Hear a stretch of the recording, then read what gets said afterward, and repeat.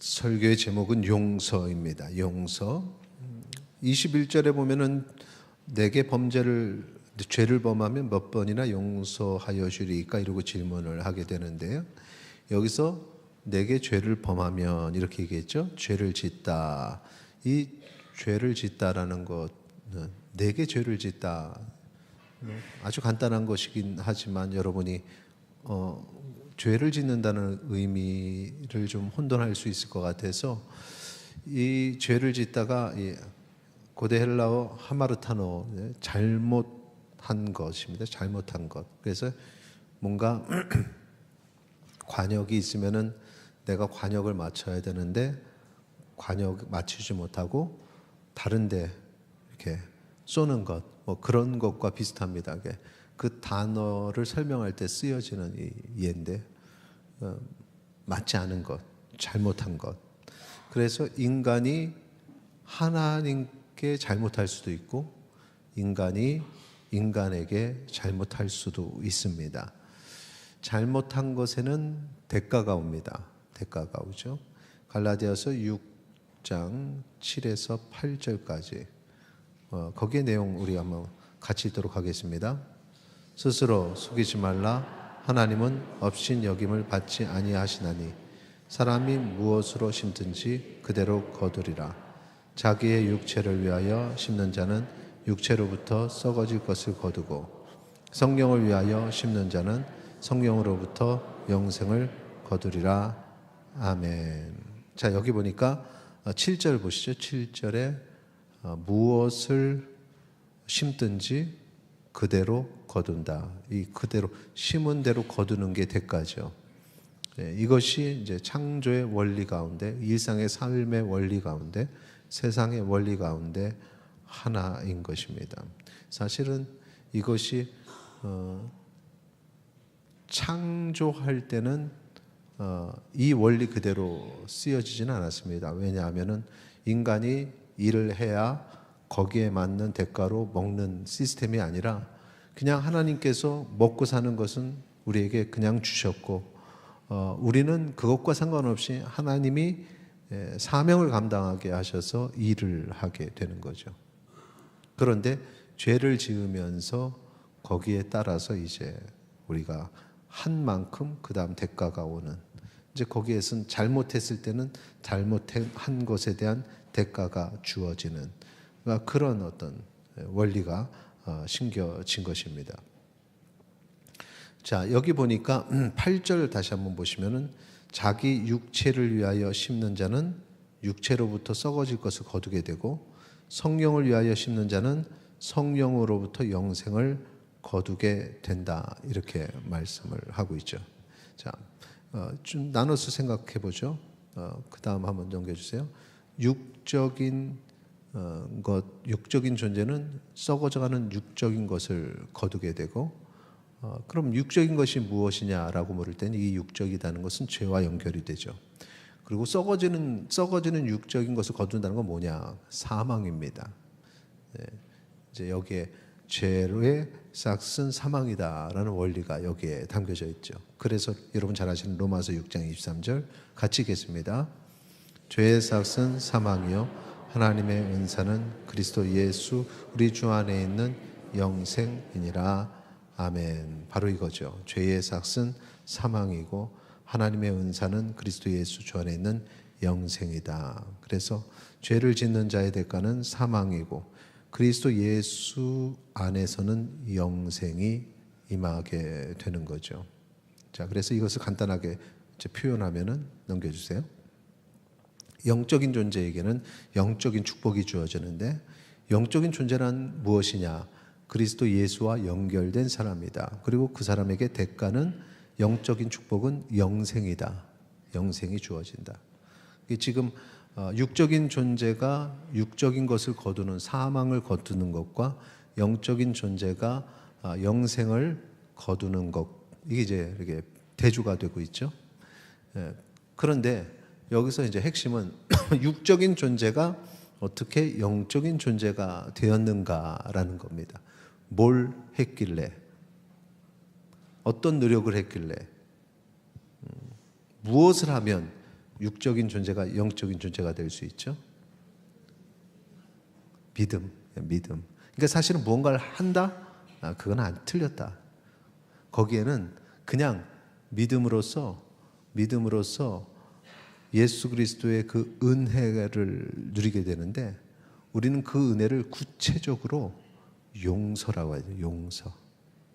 그러니까 죄의 삭신 사망을 치러야 되는데 예수님이 대신 치르시고 우리는 그 삭을 치르지 않게 되는 용서라는 거죠. 자, 인간이 인간에게 잘못한 것 한번 이제 생각을 해보겠습니다.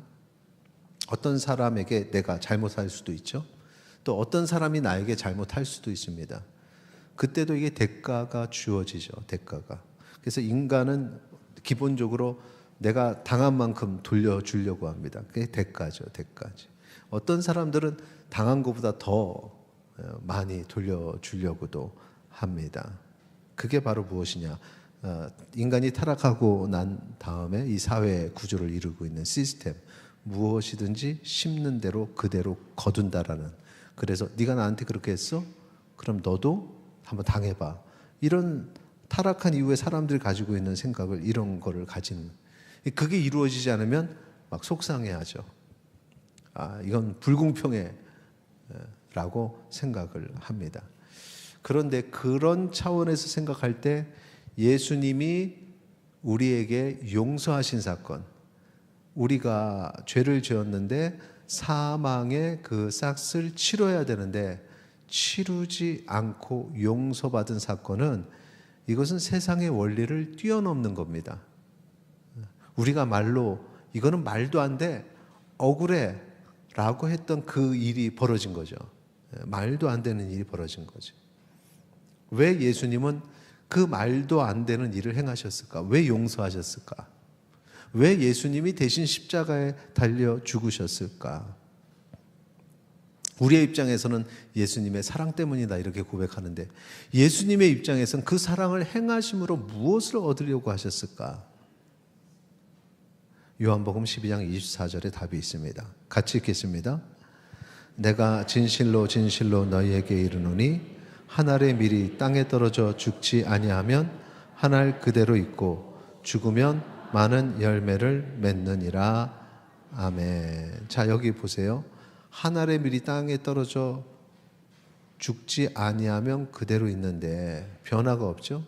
근데 한 알이 땅에 떨어져 죽으면 그 다음에 많은 열매가 맺어진다. 그러니까 예수님께서 십자가에 달려 죽으심으로 용서를 하심으로 그 다음에 그 용서가 우리에게 주어졌을 때 우리는 또 다른 사람을 용서하게 되는 거죠.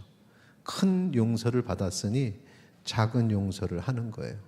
그렇게 해서 한 알의 밀이 죽음으로 많은 열매가 맺어진다. 많은 열매가 여러 가지 의미가 있지만 특히 오늘 주제인 용서에 맞춰서 예수님께서 우리를 용서하심으로 말미암아 우리도 세상에 나가서 용서를 하게 되는, 그래서 이 땅에 용서가 가득해지는, 그것을 주께서 원하셨다는 사실을 기억하시기 바랍니다.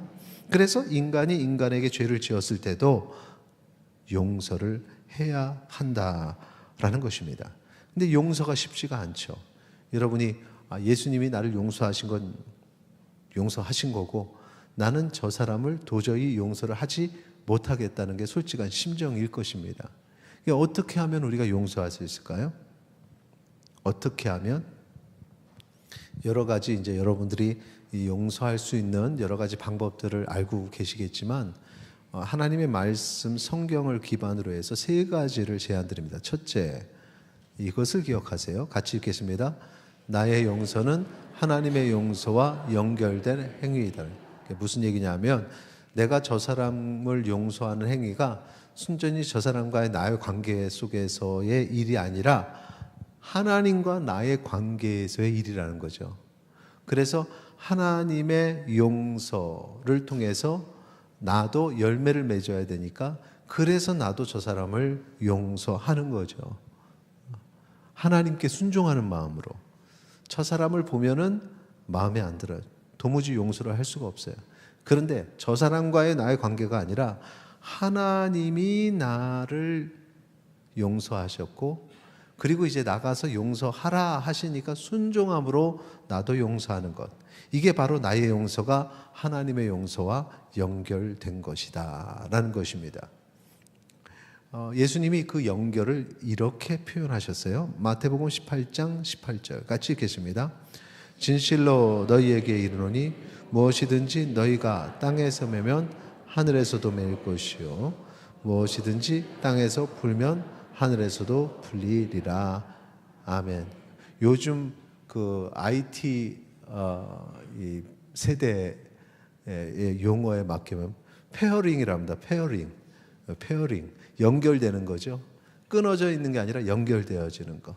그래서 땅과 하늘이 연결되어 있는 것. 더 나아가서 내가 하나님과 연결되어지는 것.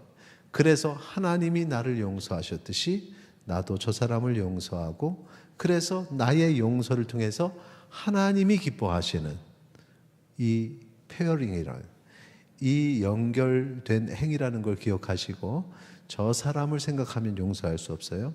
하나님을 생각하고 용서하시기 바랍니다. 두 번째, 우리가 용서할 수 있을 조건은 이것을 기억해야 되는 거죠. 같이 읽겠습니다. 나의 용서는 참된 자유와 치유를 확산시키는 행위이다. 자, 그 참된 자유 그리고 치유, 이것은 사실은 예수님께서 인류를 구원하시기 위해 십자가에 달려 죽으심으로 우리가 참된 자유를 누리게 됐고, 그리고 이 땅이, 패역한 땅이 치유가 되는 그런 과정입니다. 그런데 내가 용서할 때도 그것이 확장될 수 있다는 거죠. 그러니까 내 용서가 결국은 복음을 전하는 것과 같은 것이다. 자, 그것을 우리가 어떻게 알 수 있냐면 마태복음 18장 24절에서 34절까지의 내용, 이 전체 내용을 좀 보면은 사실은 오늘 본문에 우리가 읽은 그 두 구절뿐만 아니라 이게 다 포함되는 겁니다. 그 만달란트 빚진 자 이야기가 있죠. 그 주인에게 만 달란트, 달란트는 유대의 여러분 화폐 단위 아시죠? 만 달란트라는 어마어마한 거금을 빚진 자가 탕감받습니다. 그런데 탕감받아서 딱 나가가지고는 겨우 100데나리온밖에 안 되는 빚진 자를 만나니까 그것을 갚으라고 용서하지 않았다는 거죠. 그 이야기입니다. 그러니까 주인이 그를 불렀어요. 그리고 이렇게 얘기합니다. 마태복음 18장 32절에서부터 34절까지 같이 읽겠습니다. 이에 주인이 그를 불러다가 말하되 악한 종아, 내가 빌기에 내가 내 빚을 전부 탕감하여 주었거늘 내가 너를 불쌍히 여긴과 같이 너도 내 동료를 불쌍히 여김이 마땅하지 아니하냐 하고 주인이 노하여 그 빚을 다 갚도록 그를 옥졸들에게 넘기니라. 아멘. 만 달란트 빚진 자의 용서가 취소가 되어버려요. 그러니까 문제가 뭐냐면 왜 용서하지 않았어? 용서하기 위해서는 그 사람을 불쌍히 여기는 마음이 있어야 되는데, 그런데 내가 너를 불쌍히 여겼는데 너는 나가서 그를 불쌍히 여기지 않았구나. 이렇게 주인이 이야기했던 겁니다. 불쌍히 여김. 용서는 그를 불쌍히 여기는 거예요. 그는 어떤 사람입니까? 빚진 자, 가지지 못한 자, 항상 삶에 찌들려 있는 자, 그렇게 힘들게 살아가는 자, 그들을 불쌍히 여겨야 되는데 불쌍히 여기지 않고, 그리고 용서하지 않고, 그러면서 나는 용서받겠다, 나는 참된 자유를 누리겠다, 이것은 하나님 앞에서 행하면 안 되는 일이죠. 그래서 내가 그를 용서해야 되고, 내가 그를 용서하는 순간 그도 참된 자유를 누리게 되고 치유함을 받게 되는 겁니다. 여러분이 용서하는 것은 단순히 그냥 그 사람과의 관계뿐만 아니라 하나님과의 관계가 연결이 되어 있는 그 관계 속에서 이루어지는 거고, 그 다음 두 번째, 내가 그를 용서함으로 하나님이 내게 주셨던 참된 치유와 평안을 나도 그에게 전달하는 것이니 용서는 복음을 전하는 것과 같다라는 사실을 기억하시기 바랍니다.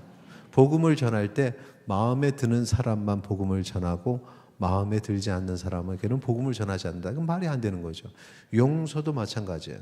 그래서 마음에 들지 않아도 저 사람이 주님을 알고 변화돼야 되는데 라는 생각을 갖는 것처럼 그를 용서해야 된다. 여러분, 이 순간에 내 머리에 떠오르는 사람이 누굽니까? 정말 마음에 안 들어요. 용서하고 싶지 않아요. 그런데 그에게 참된 자유와 진정한 치유가 필요하다. 그런 사람이 있을 겁니다. 그런 사람. 그 사람을 용서하시기를 바랍니다. 자, 세 번째 같이 읽겠습니다. 나의 용서는 어둠의 세력과의 싸움을 이기게 하는 무기이다. 용서가 무기가 된다는 거예요. 근데 이게 어둠의 세력과 싸울 때의 무기입니다. 고린도후서 2장 10절 11절 보세요. 너희가 무슨 일에든지 누구를 용서하면 나도 그리하고 내가 만일 용서한 일이 있으면 용서한 것을 너희를 위하여 그리스도 앞에서 한 것이니. 사도 바울은 용서는 그리스도 앞에서 한 것이라고 얘기하죠. 자, 11절은 반대의 이야기가 나옵니다. 이는 우리로 사탄에게 속지 않게 하려 함이라. 우리는 그 계책을 알지 못하는 바가 아니로라. 이렇게 얘기합니다. 용서를 하는 것은 사탄에게 속지 아니하는 행위, 사탄과 맞서는 행위라고 얘기해요. 그러면서 우리는 알아. 그 사탄의 계략을 알아. 사탄의 계략은 뭘까요? 서로 용서하면서 화해하게 하는 걸까요? 아니면 용서하지 않음으로써 분쟁이 일어나고 다투는 것일까요? 당연히 2번이겠죠. 누구나 다 아는 거죠. 그러니까 여기서 사탄의 계략은 용서를 싫어하고 용서하지 않게 하는 거예요.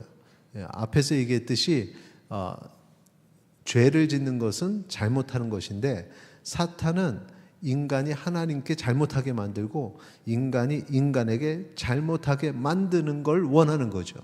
근데 용서는 그 사탄이 원하는 걸 다 무의미하게 만들어요. 잘못을 했는데 용서를 했다. 무의미한 거죠. 그래서 사탄이 용서를 아주 싫어하는 것입니다. 그래서 사탄은 우리의 마음에 용서하지 마. 이걸 계속 불어넣는 겁니다. 여러분이 하나님의 말씀을 듣고 예수님과 연결되면 저 사람 너무 불쌍해. 내가 저 사람을 용서해야 되는데 이런 마음이 생기는 것이고, 그래도 저 사람 너무해서 내가 저 사람을 어떻게 용서해? 이거는 어디서 온 마음이라고요? 사탄이 주는 마음이다. 여러분이 고백하기 싫어도 그건 진리인 것입니다. 용서하기 싫다. 어둠의 세력이 주는 마음이다. 바울이 이걸 명확하게 기록을 했습니다. 바로 그거예요. 그래서 10절 11절이죠. 다시 한번 읽을까요? 10절과 11절 시작. 너희가 무슨 일이든지 누구를 용서하면 나도 그리하고 내가 만일 용서한 일이 있으면 용서한 그것은 너희를 위하여 그리스도 앞에서 한 것이. 용서는 그리스도 앞에서 한 것입니다. 11절. 이는 우리로 사탄에게 속지 않게 하려 함이라. 못하는 바가 아니로다. 자, 그래서 정리를 하면, 이것을 정리하면 어떻게 해요? 용서는 그리스도 앞에서 한 것이고 용서하지 않는 것은 사탄 앞에서 한 것이라는 것이 이 결과죠. 그래서 여러분이 용서를 하는가 마는가는 그건 내가 결정한 문제가 아니라 주님 앞에서는 내가 용서를 그를 해야 된다는 사실. 용서하는 마음 갖게 되기를 소망합니다. 근데 여기에 이제 단서가 있습니다. 그런 용서를 살면서 몇 번이나 해야 될까요? 그게 오늘 우리가 읽었던 말씀이죠. 마태복음 18장 21절. 베드로의 질문이죠. 주여, 형제가 내게 죄를 범하면 몇 번이나 용서하여 주리까? 7번까지? 왜 7번이라고 생각하는지 모르겠지만 7번까지 하오리까 했더니 22절에 예수님이 뭐라고 말씀하셨습니까? 7번을 70번까지. 7번을 70번까지. 그러면 이게 몇 번입니까?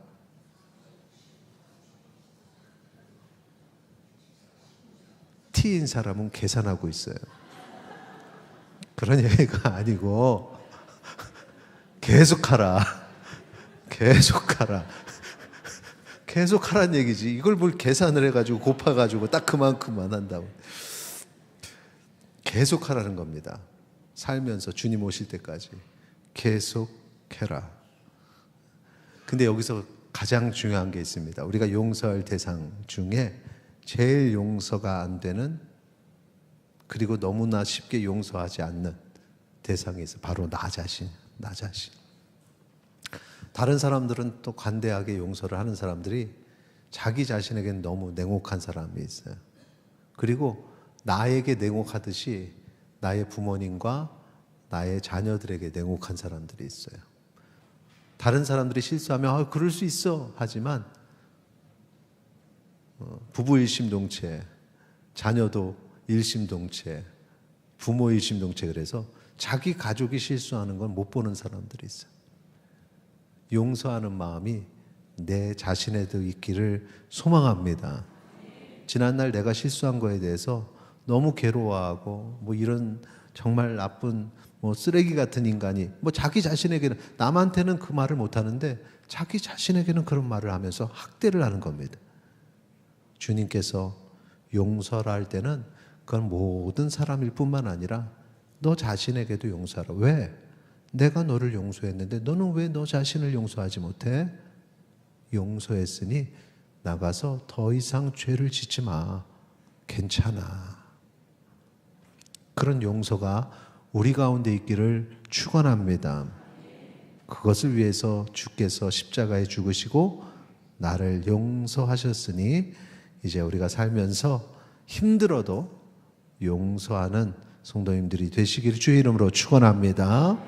우리 오늘 말씀을 묵상하면서 우리 같이 찬양 올리겠습니다.